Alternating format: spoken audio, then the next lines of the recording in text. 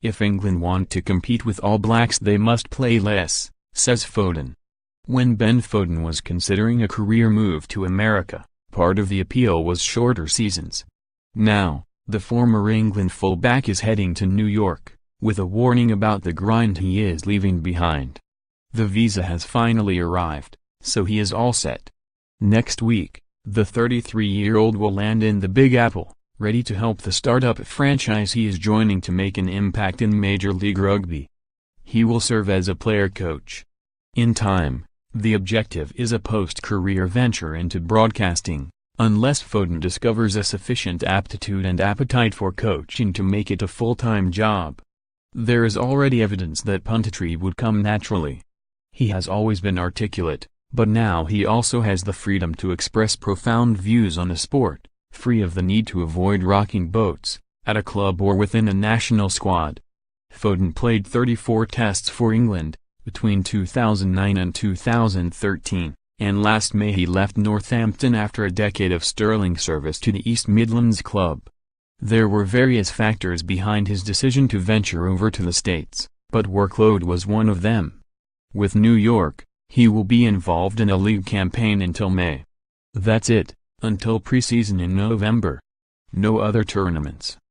No attempt to fill the calendar with endless rugby.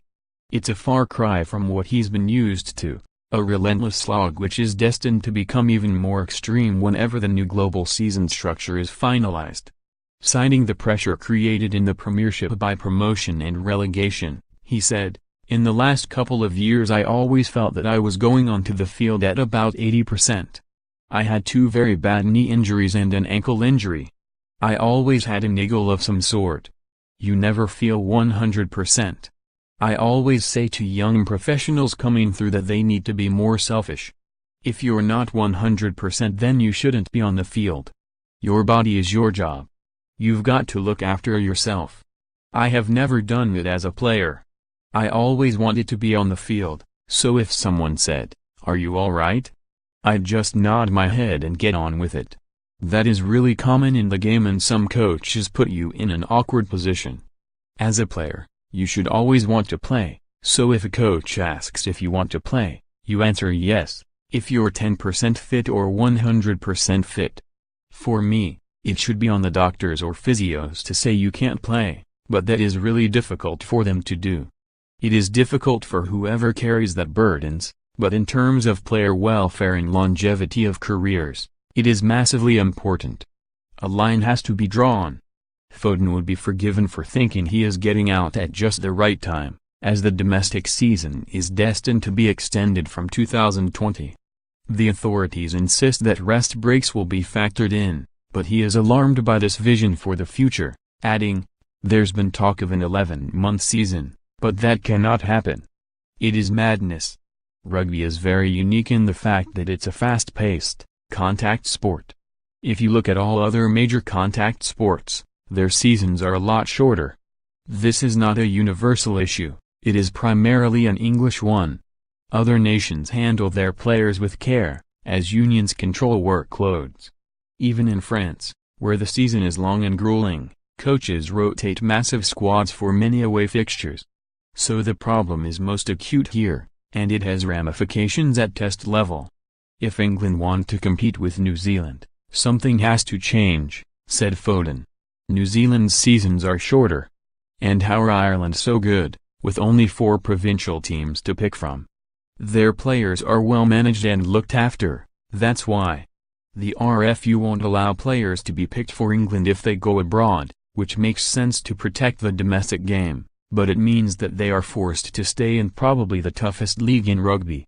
If we want to be World Cup winners and not just as a one-off, but back-to-back like New Zealand have done in the last 2 World Cups, changes need to be made.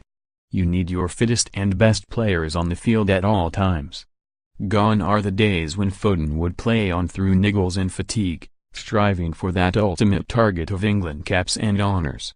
He is in a different phase now, preparing to play at a baseball stadium next to a theme park, in Coney Island, south of Brooklyn. Training is sometimes moved at short notice due to snowfall. He will be part of a project which was sold to him by former Saints and England teammate Alex Corbizarro, the rapper prop from New York who helped the Lions win a Test series down under and is now helping Americans embrace the sport. Foden is enthused by the prospect of helping to seize public attention in a metropolis awash with expats from England, Ireland, Australia and the Pacific. It is a leap into the unknown, but his expectation is that he will find himself in a league more akin in standard to the Championship than the Premiership. That suits him just fine. "I'll feel like quite a good player," he said, with a laugh. As for future plans, they may turn out to be more rugby-focused than he once imagined.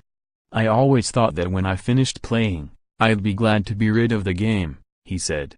"But as I've got older, I've realized that I just can't get away from it. I'll sit at home and start to watch a movie, then 10 minutes and I find myself turning over to watch Wasps v Worcester. I'm open to exploring different avenues, but you should never turn your back on where your bread is buttered and, for me, that is rugby. New York can swallow you up, so I plan to use my strength, which is rugby. I will try to make a name for myself as a player, help my team and try to make the transition from player to a bit of a personality as well." Later this year, several former teammates of Foden's will be trying to make a name for themselves in Japan.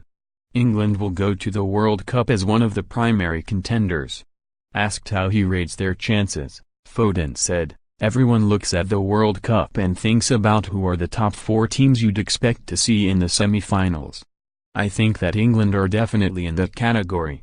New Zealand and Ireland are the top 2, then South Africa and England are next in line, battling to be the 3rd seeds.